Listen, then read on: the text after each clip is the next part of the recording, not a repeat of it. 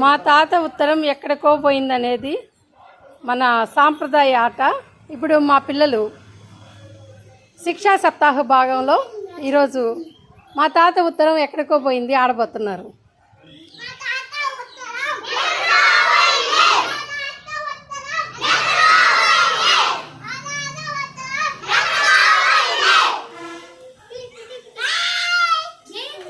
నువ్వు చెప్తానే ఉండాలి మా తాత ఉత్తరం అని.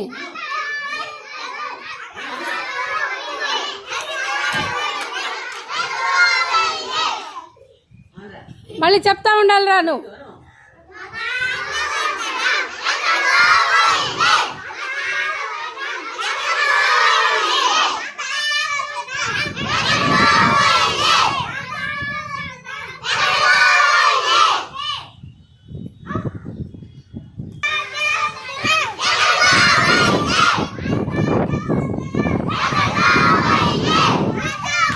వాణ్ణి కొట్టు.